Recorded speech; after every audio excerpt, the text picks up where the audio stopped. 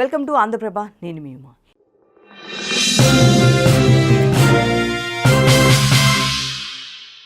ఈ మధ్యకాలంలో భర్తలను భార్యలు బెదిరించడం, వేధించడం, కొన్ని సందర్భాల్లో అత్యంత దారుణంగా చంపిన ఘటనలను చూస్తూనే ఉన్నాం. ఇటువంటి ఘటనలు భార్యాభర్తల మధ్య బంధాన్ని ప్రశ్నార్థకంగా చేయడమే కాదు, సభ్య సమాజం తలదించుకునేలాగా చేస్తున్నాయి. రీసెంట్గా అలాంటి ఘటన తెలంగాణ రాష్ట్రంలో చోటు చేసుకుంది. భార్య వేధింపులు భరించలేక ఫోక్ సింగర్ ఆత్మహత్యకు పాల్పడ్డాడు. బతుకమ్మ పండగ సాక్షిగా భార్య తనను వేధిస్తున్నట్టు సెల్ఫీ వీడియోలో కన్నీటి పర్యతమయ్యాడు సింగర్ గడ్డం రాజు.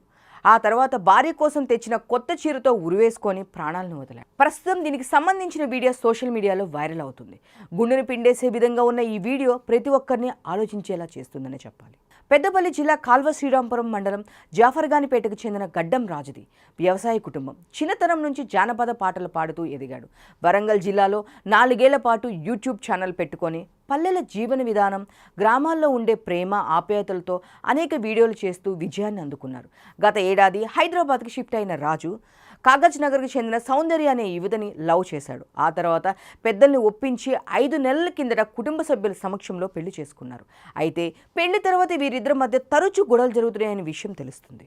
ఇటీవలే రాజు భార్య పెట్టే టార్చర్ భరించలేకపోతాడన్నట్టు రాజు బలన్మరణం చెందాడు.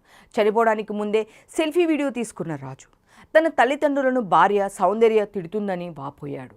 అమ్మ, బాపు బతకలేకపోతున్నా, రోజు ఇంట్లో గొడవలు జరుగుతున్నాయి, చాలా టార్చర్ని అనిపిస్తుంది, నా భార్య మిమ్మల్ని ఊరికే తిడుతుంది, నా పరిస్థితి ఇల్లరికం వచ్చినట్లు అయిపోయిందని ఆవేదన చెందాడు. అలాగే అన్నా వదిన పిల్లలకు జాగ్రత్త చెప్పాడు. అనంతరం భార్యను ఉద్దేశిస్తూ, సౌందర్య నువ్వు మంచిగా బ్రతుకు, నీలాంటి ఆమెకు మొగోళ్ళు సెట్ కారు, నువ్వు అన్న మాటలకు నాకు మెంటల్ టార్చర్ అవుతుంది, నాకు ఈ బతకబుద్ధి కావట్లేదు, నాకు బట్టలు తీసుకోవడానికి డబ్బులు లేకపోయినా భార్య కోసం కొత్త చీర కొన్నా, అమ్మ బాపు బాయ్ జాగ్రత్త అంటూ వీడియోలో కన్నీంట పర్యతమయ్యాడు. గడ్డం రాజు పోస్ట్ చేసిన ఈ వీడియో ప్రస్తుతం సోషల్ మీడియాలో వైరల్గా మారింది. ఇది చూసిన వాళ్ళంతా రాజు ఎంత నరకం అనిపిస్తే ఈ నిర్ణయం తీసుకొని ఉంటాడని బాధపడుతున్నారు. రాజు మరణానికి సంతాపం తెలుపుతున్నారు.